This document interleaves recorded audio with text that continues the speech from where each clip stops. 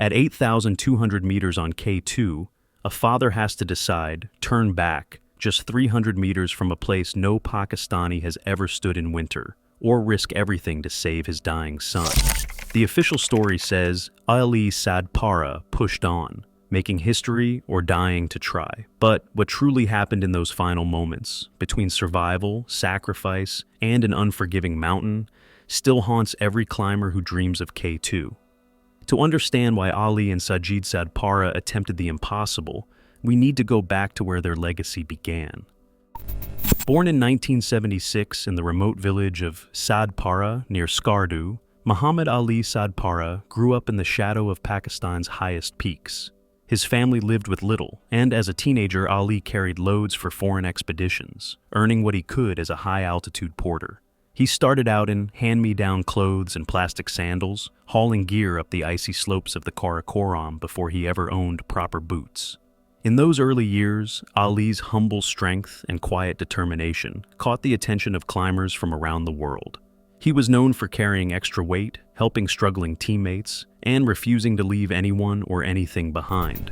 Once he carried an injured goat down the mountain rather than abandon it to the cold. By the early 2000s, Ali had become more than a porter. He learned technical rope work, mastered the art of moving fast at altitude, and began joining summit teams as a full member.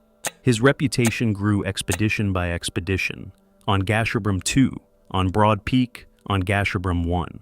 Each time he returned to Sadpara with new stories and a little more respect from the international climbing community. But it was in February 2016 that Ali's name reached far beyond Pakistan. Alongside Simone Moro from Italy and Alex Chicon from Spain, Ali completed the first ever winter ascent of Nanga Parbat, an 8,126-meter giant long called the Killer Mountain. The trio spent weeks battling hurricane winds and minus 40 degrees cold, finally reaching the summit after years of failed attempts by others. For Pakistan, Ali's success was a national milestone. For the world of mountaineering, it proved that a Balti porter could stand among the elite. By the time he turned 40, Ali had summited at least 8 of the world's 14 8,000-meter peaks, a feat matched by only a handful of climbers from his country. Yet, he remained rooted in his village, raising 3 sons and a daughter with his wife. He became a mentor to younger climbers, teaching them the skills and caution needed to survive the world's highest mountains. Among his apprentices was his eldest son, Sajid, who followed him from pasture trails to glaciated ridges, learning every knot and every lesson about patience, humility, and courage. Ali's journey from barefoot porter to Pakistan's most celebrated high-altitude mountaineer laid the foundation for a partnership that would soon attempt the impossible together. Ali's story is simple and profound. From the valley to the high ridges, he carried others, not just equipment. His life was shaped by hard work, quiet bravery, and a refusal to leave someone behind. That legacy would follow him to K2, and it would shape the choice he made when everything was on the line. Sajid Ali Sadpara was born on November 5, 2000, in the same mountain village where his father once carried loads for foreign climbers. From the start, Sajid's life was shaped by the rhythms of the Karakoram, early mornings driving yaks to high pastures, evenings listening to tales of wind, ice, and survival. Ali's lessons were not just about knots and crampons. They were about patience, humility, and the quiet pride of representing Pakistan on the world's highest peaks. As Sajid grew, he became more than a student. He was Ali's shadow on the mountain, learning to read the weather, fix ropes, and care for teammates in thin air. By his late teens, Sajid was joining his father on major expeditions, not as a helper, but as a partner. In the summer of 2019, father and son stood together on the summit of K2. Sajid, just 19, became the youngest Pakistani to reach the top of the country's most feared mountain. That summit photo, Ali's arm around his son, both faces burned by sun and wind, became a symbol of hope for climbers across Pakistan. For Ali, it was proof that the next generation could go higher, and perhaps safer, than he ever had. The summit became a promise and a responsibility, but the mountains were changing. In January 2021, a Nepali team made history by reaching K2's summit in winter. the last of the world's 8,000-meter peaks to fall to a winter ascent. Nirmal Purja, known as Neems Purja, led the group. He is a former Gurkha and British Special Forces soldier. They reached the top roped together, singing the Nepali anthem, and Purja did it without supplemental oxygen, a feat that stunned the high-altitude world. Their success was celebrated around the globe, but in Pakistan it brought a bittersweet pride. For years, Pakistani climbers and high-altitude workers had supported foreign teams on K2. Now, the world's hardest winter climb had been claimed by outsiders. For Ali and Sajid, the challenge was personal. K2 was their mountain. They dreamed of a Pakistani-led winter ascent, a victory that would belong to their family, their village, and their country. The pressure was real. Friends, sponsors, and officials all watched as father and son prepared for their own winter push. Yet for Ali, the greatest prize was not just a summit, but the chance to climb side by side with his son, teaching him to balance ambition with caution and to carry their family's name into the thin air above the world.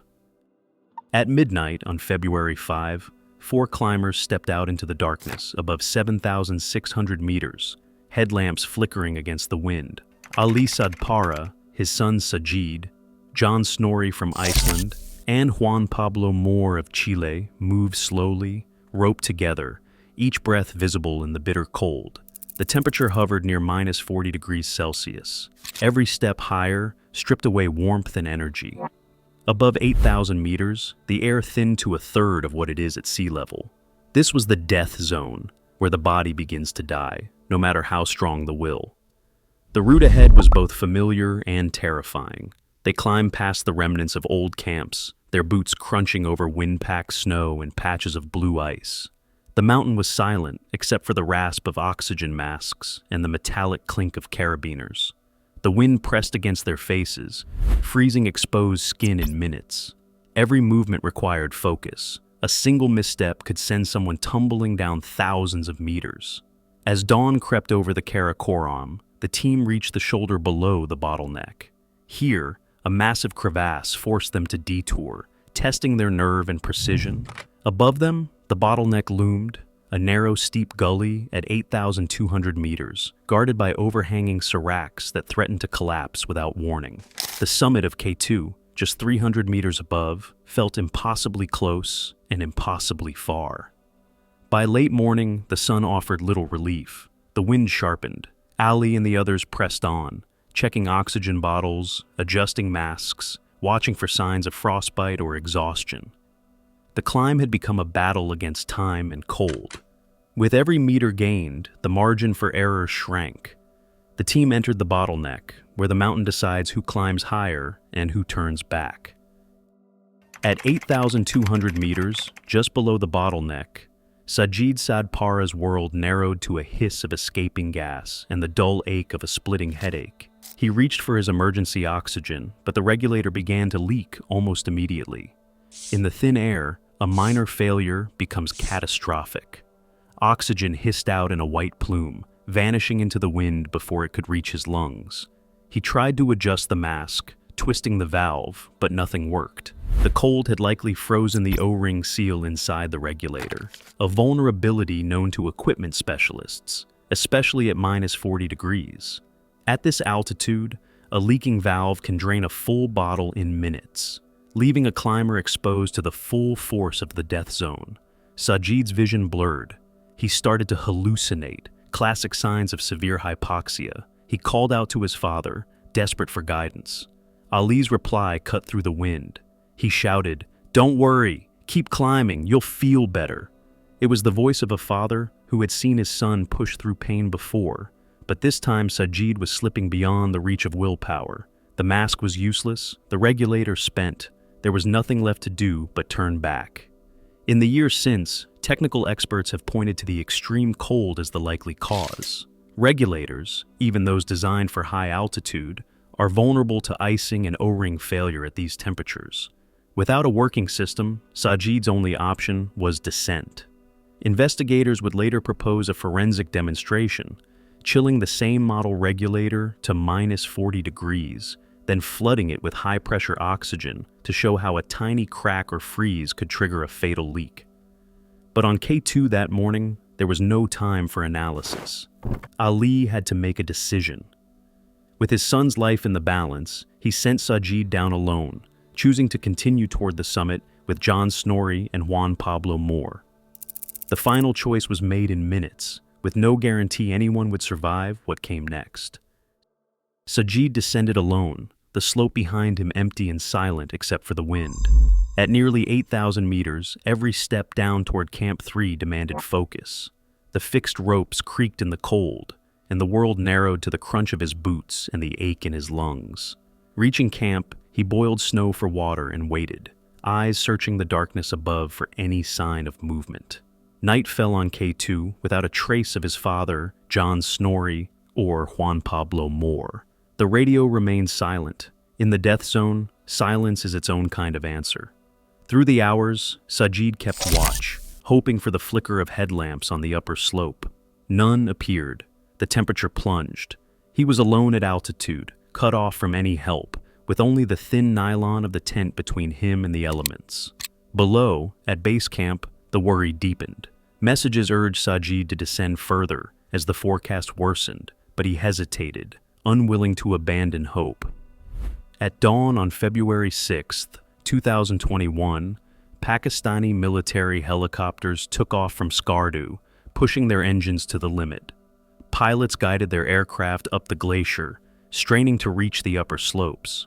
The thin air forced them to hover no higher than 7,000 meters, well below the bottleneck, where the missing climbers might still be.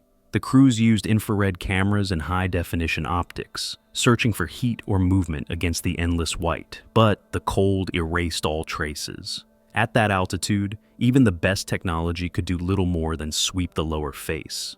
The searchers circled, then turned back, the mountain holding its silence. Sajid, exhausted and alone, finally accepted the order to descend. K2 had set a hard limit on how far hope could reach. On July 26, 2021, as the summer climbing season unfolded on K2, a team of Sherpas from Madison Mountaineering moved up the mountain to fix ropes for a new wave of summit attempts. Near 8,400 meters, just below the bottleneck, on the edge of the death zone, they came upon what no one wanted to find. 3 bodies, frozen in place, still attached to safety lines.